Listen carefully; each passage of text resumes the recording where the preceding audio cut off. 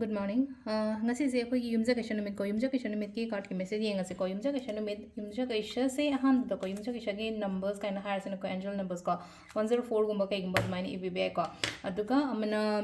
akhoi gi dress color higher se ngasigi numita akhoi gi lucky color akhoi gi numit ki matungina asang gumba kai gumba mine se na bb ko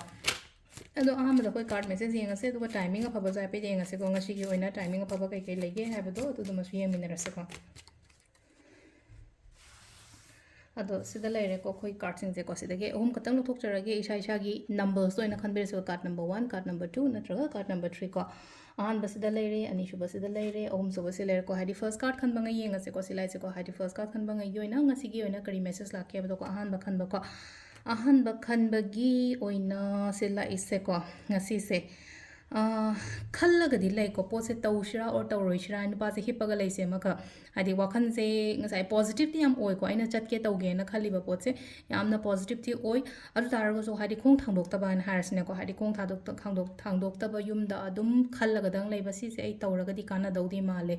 अदु तारगो सो हादी हौददना नत्रगा चत्तदना लाइबतो हादी चटपियो को तौबियो को आइना खलिबा पोतो आइना चत्तोरिबसे आइना चंगदोरिबसे माइ पाकनी हाइना खलगा positivity positive energies अमग लोइना को number 1 खनबंग योइना को number 2 खनबंग योइना सिदा लाइस को चेंजेस कुंबा कई गुंबा खरा लाकनी को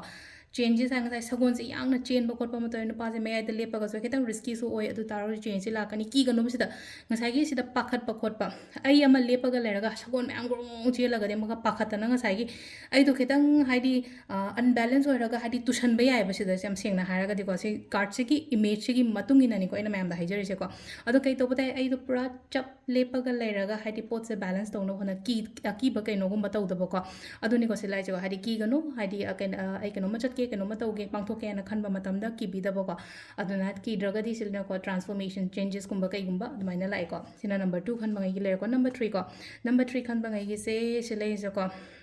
वखन से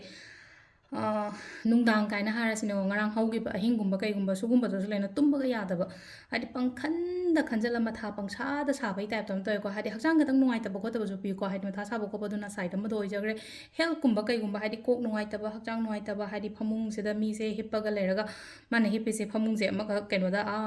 lamhang da tharaga hippagi type tam toy se ngai nu pisen aduga mamai si luk tharaga leino ko silai ja aduduna hadi sida khanjan gano ko phatau di yamna ka haina khanjan no phataba khandraga di afaba khalaga afaba do ina akoida chingjalakani ko aduna khatang positive oibiyo ko sina akoi gi card ki message lere ko timing so apedi ngase ngasi gi oina timing afaba se kai gino hai kansa ne hai na ko hadi thabak tauge thabak hoge yum dei thabak chathoke khotoke kaina khalaga di sigi matam sida dumaina gumba chatpa ko ado sida leise pung 3 ga minute kuntere tagina pung 3 ga min yankai ni thoi phang lere ko adagi 9 ga minute 13 dena 13 ga minute 13 phang lere adagi pung 2 ga minute 9 dagina pung 3 ga minute 3 phang lere ko aduga nungda wairam gina तरेट का minute कुन मंगा तगिना 13 minute 13 फाउले को अदुगा अहिंग नुंग याय अथेंग बाइना अमगा minute यांखनि थोइदेना अहुंगा minute 9 फाउले को सिसिना खोइगी ngasi gi oina timing of haba ko adu se lere ko daily card message ma'am thank you